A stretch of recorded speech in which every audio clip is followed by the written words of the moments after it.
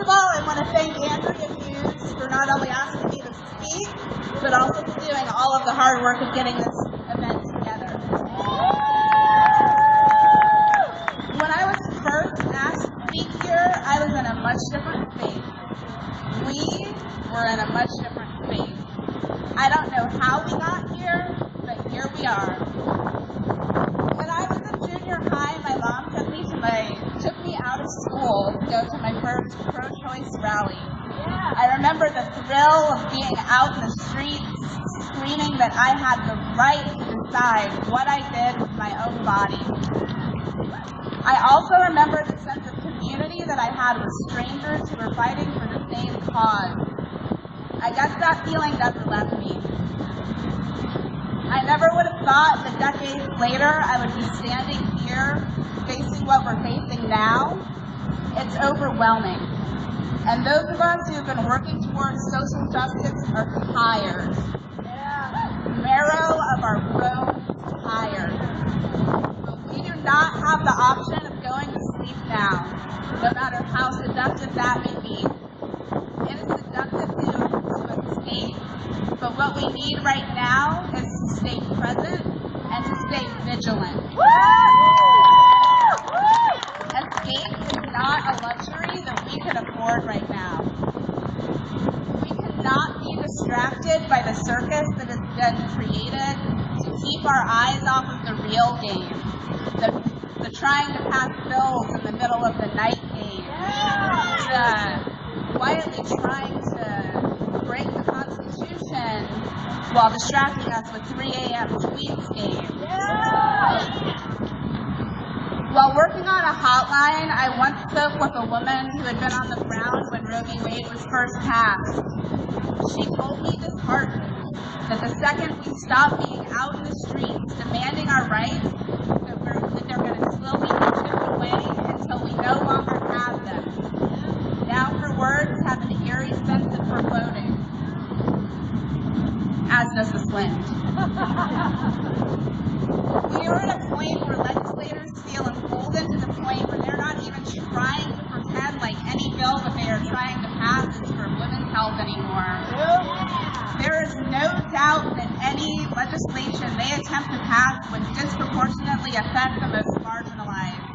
Those living in poverty, women of color, women who are immigrants, women living in rural areas, and victims of abuse.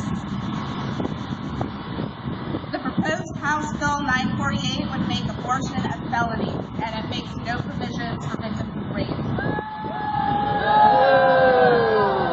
I can't help but wonder if HB 948 were to pass, if women who took agency over their own bodies would serve more jail time than a rapist. Keep in mind, only 3% of rapists ever see any jail time. So Texas is showing us what they are prioritizing. Here are some things that they are not prioritizing. Texas has the highest maternal mortality rate in the developed world. Let me repeat that so that can sink in for a second. Texas has the highest maternal mortality rate in the developed world. Despite that fact, this state is hell-bent on defunding Planned Parenthood, which would give women who do not have access to affordable care, desperately needed health care, birth control, cancer screening, STI testing and treatment, as well as giving women the option to terminate an unwanted pregnancy, which is one of the hardest choices a woman could ever have to make. Austin's local rape crisis center treated 572 victims last year. These are only the victims that sought out care. Many do not. For those who do seek care and want to seek justice, they face a horrific backlog of rape kits. It had been at 2 years, but now that we do not have a DNA lab in our state capital, there is no telling how long that backlog will be. And despite what certain politicians may say, there is no such thing as a legitimate rape, and the female body does not have a way of shutting that whole thing down. In fact, in 31 one state, a rapist can sue for custody and visitation rights of a child born from that assault. What the fuck? One of the ways that victims of abuse are trapped in violent relationships is through reproductive coercion, controlling one's reproductive choices as a means of keeping them under control. Thinking about it like that, are we in an abusive relationship with our state and our country? Yes, we are. Lawmakers who are overwhelmingly male who want to determine what we do with our bodies, I am here to say that these are our bodies and these are our rights. Yes.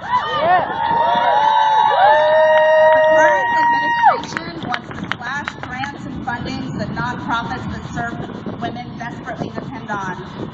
Is this a punishment because we finally found our voices? They have laid down their gauntlet. Now it's time for us to lay down ours. Are you angry? I am angry. We need to put that anger to work. The passion and the energy that we have seen this weekend needs to be the birth and not the culmination of our action, of our activism, and our voices. I am here to say that those in office, you are not here to control us, you are here to serve us. We will not move backwards, and we will not stop. I will not stop until the rights of every person in this country are protected and upheld. I will not stop until women are treated as full human beings with agencies over their own bodies and their own lives. I invite all of you here to fight alongside with me. This is a marathon. This is not a sprint. This is not going to be easy, but anything that is worth fighting for is never easy. I encourage all of you to meet people today, to form connections, learn about the organizations tabled here that have been doing this hard work for years. I would encourage you to consider donating to them, volunteering, or supporting in whatever way you can. It is the duty of every single one of us to let our representatives know that what is happening is unacceptable. Women across the country and around the world have made it perfectly clear that we will not be silenced, we will not be held back.